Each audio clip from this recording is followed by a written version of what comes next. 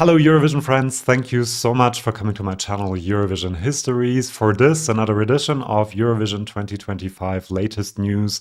It is now 22 weeks until the grand final of Eurovision and a lot has happened in the last couple of weeks since my last video. In this video we will see what happens when Käärijä meets Baby Lasagna. We will talk about the artist for Czechia that has been revealed, everything that has been going on in Montenegro, some EBU changes that were announced and news from all over Europe. But the big news this week was the release of the official list of the participating countries. And we have 38 participating countries. All 37 that participated in Malmö are back. And we have our returnee Montenegro. We will talk about what happened over there later on in this video. Unfortunately, this of course means that Bulgaria, Romania will not be returning, North Macedonia will not be returning, and I'm a bit sad about this, Monaco will also not be returning, even though they now have a broadcaster that is also a member of the EBU, so fulfill all the criteria. But apparently they have decided to sit this year out, maybe next year. This is the highest number of participants since 2022 in Turin, thanks to Montenegro mostly, because we had 37 in the last two editions. So let's hope more countries return in the future. Then the other big news this week was that Adonxs will be representing Czechia in Eurovision 2025. They decided against the national final and for an internal selection, which I quite understand if you have an artist of his caliber wanting to participate for your country. His real name is Adam Pavlovchin, and he's actually from Slovakia, but he's also very popular in Czechia because he won the Czech-Slovak version of Pop Idol called Superstar. And you can see that he does like Eurovision because in this Pop Idol that he actually won, by the way, in 2021, he also sang Arcade by Duncan Lawrence. Let's have a quick look. All I know, loving you is a losing game now.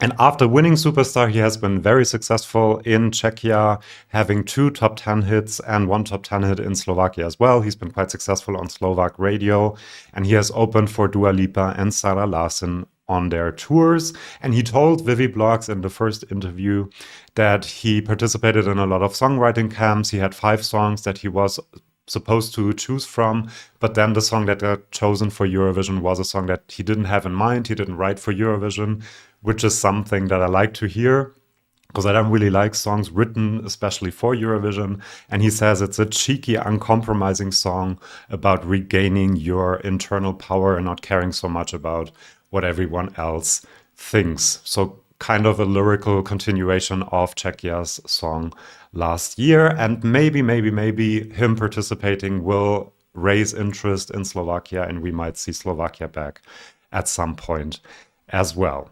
And so we have one more artist for Eurovision 2025. Before I tell you about another one, do subscribe to this channel. I know that only about 70% of you watching this video are actually subscribed. So if you don't want to miss any of these great videos, do subscribe to the channel. Now, let's talk about Montenegro. In my last video, I told you that the winners of the first national final of the season were Neon Noan with their song Clickbait. They had one Monte song, the Montenegro national final, mostly because of 12 points from the televote. And then, right after I did that news video, rumors started to circulate that the song had been performed before September 1st, which is the deadline by the EBU that songs have to be released after to be able to compete in Eurovision 2025. Apparently they performed the song Clickbait at a festival. It was a bit of a different version, and there were talks between Montenegro and the EBU whether the song would be allowed. If I remember correctly, in the past, some songs had been performed previously but were allowed because it wasn't a big advantage for them. But in this case, Neon Noan didn't want to wait for the decision being made between the EBU and Montenegro whether the song would be allowed. And so they withdrew from Eurovision 2025. So a lot of drama already very early on in the season, unfortunately, kind of. However, then Montenegro had to make a decision who is going to represent us. The obvious choice would have been Nina Zizic, because she came second in the national final with Dobro Došli. However, they waited for a few days and we weren't quite sure what was going to happen. But then they announced, and that is our other artist for Eurovision 2025, that Nina Žižić will be representing Montenegro in Eurovision 2025. She is a returnee because she has already participated with Igranka. Didn't make it to the final, unfortunately. If you remember the two astronauts and the lady singing is Nina Žižić, and she will be singing Dobro Došli in the semis. We shall see how well it does. I do like the song a lot. I will be doing a rating video, so watch out for the poll that I will do, how much you like the entry. Personally, I think this is a better entry than Clickbait would have been, but I'm not 100% sure whether it has better chances of qualifying. Nina Žižić has been active in the music scene since 2004, so she's experienced and should be able to deliver a good performance, at least for Montenegro. We will see about the results. Let me know how you liked the song. Then we have some news from the EBU. There is now a Eurovision Code of Conduct. After everything that happened in the 2024 edition, which is one of the reasons why I didn't do a video for a long time, the EBU has talked to all 37 participating broadcasters what to change, how to improve things, which I think is a great thing. And one of the changes they did was introduce an ESC director who will be supporting Martin Österdahl in producing the show and organizing everything. But now they have also released a code of conduct as well as a duty of care protocol. And anyone who wants to be accredited for Eurovision 2025 has to agree to this code of conduct.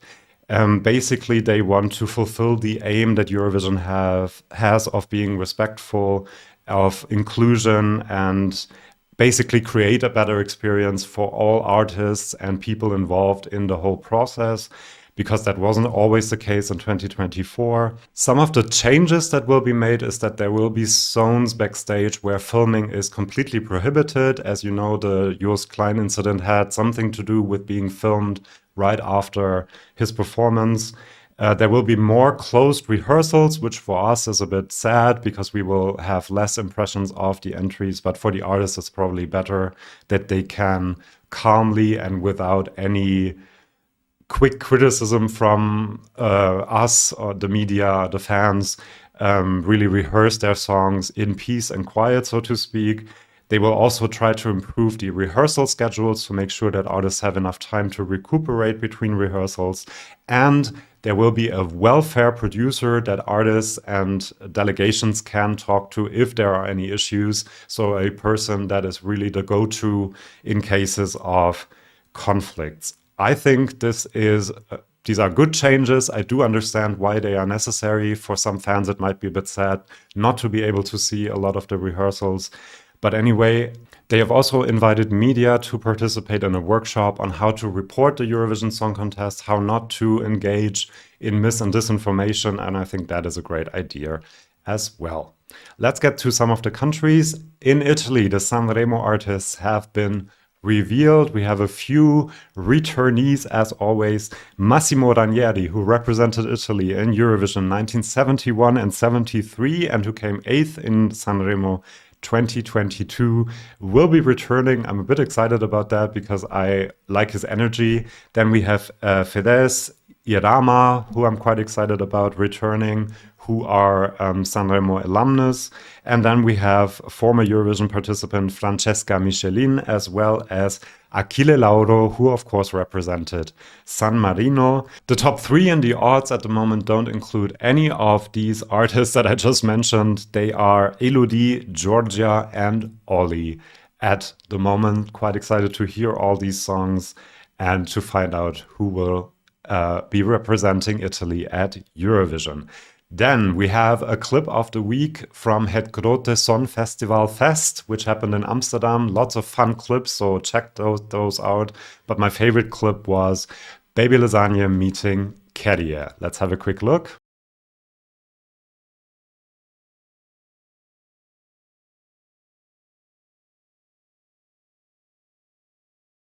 I will link the full video in the description, so check that out. Then we have, if you have time and you want to discover new songs, you have a lot to do in the next couple of days and weeks. The songs for Eesti Laul in Estonia and for Supernova in Latvia are already out. You can already listen to them. I've heard good things about some of the Latvian songs, for example. You also have Latte Macchiato by Tommy Cash in Estonia, which sounds quite interesting. He named it a Eurovision winner in the YouTube description, which is very confident. So you can check those out. But then the Benidorm Fest songs in Spain will be released on the 18th of December as well. Quite excited about that. And then the songs for Luxembourg will be released on the 19th of December. So lots of stuff to do while packing your Christmas presents. Lots of songs to listen to, I mean. Then from Greece, we have some news that MAD will be producing the national final, which will have 12 artists. MAD is a very big media company in Greece. They also have the MAD Music Awards, so they know what they're doing usually. They organized the national finals in 2013, 14, and 15. And so Greece is really investing a bit in the national final and hope to find a good entry. Then the long list for Vidbeer in Ukraine has also been released. They had over 300 songs and they whittled it down to this long list. The only artist I really recognize is Zifferblatt because they participated last year. Maybe I'm missing something. Do let me know in the comments if I am missing something. The short list will be announced on the 17th of January, so not that long for that either. And 10 finalists will be competing to represent Ukraine in their national final, which will probably happen in February.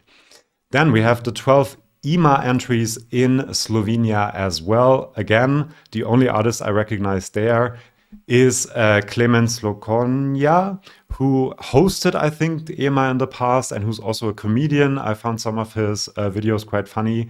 So I'm very interested to see what he brings to the table. They had 114 submissions. They've whittled it down to these 12 artists that have been revealed.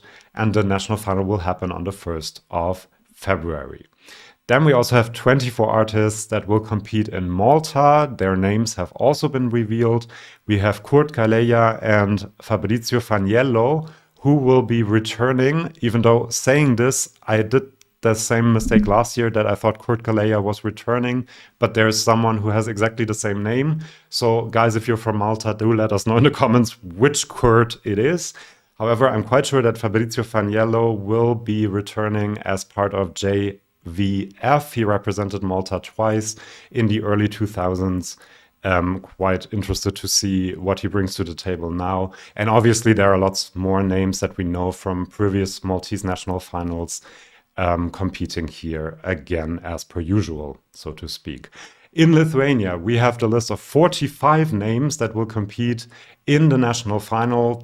Lithuania always has a huge process to choose their artist, and again, this year, 5 semis will be organized. 2 acts from each semi will go on to the final.